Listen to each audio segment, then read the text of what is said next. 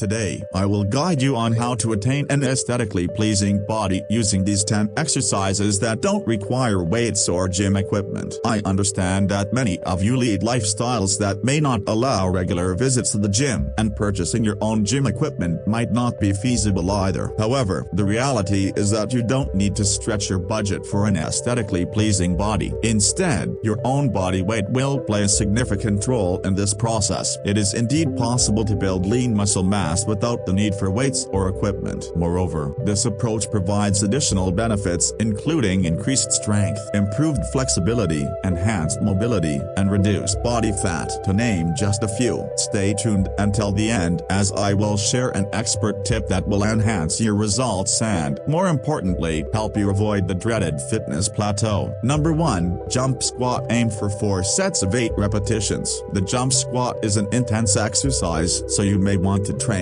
on grass or use a padded surface like a rubber mat to minimize stress on your knees. Begin by standing with your feet slightly wider than shoulder width apart and your hands at your sides. Descend into a squat by pushing your hips back and bending your knees until your thighs are parallel to the ground. Keep your chest upright and your core engaged. From the lowest point of your squat, squeeze your glutes, push through the balls of your feet, and leap off the ground. If it feels comfortable, you can extend your arms by your sides while jumping. Land softly with your knees bent and immediately drop back into the squat position to prepare for your next rep. Jump squats are a fantastic way to work your quads, glutes, and hamstrings. For your upper body, the best exercise to start with is number 2, decline push-up. Aim for 4 sets of 8 to 10 reps. This exercise makes it harder by raising your feet off the ground. I particularly enjoy decline push-ups because they emphasize my upper chest and front shoulders more than standard push-ups. Use a box, bench, or any sturdy furniture to safely elevate your feet. Begin in a push-up position with your feet raised behind your head. Position your feet either in the middle of the bench or at the edge to elevate your body off the floor. Gradually lower yourself until your chest nearly touches the ground.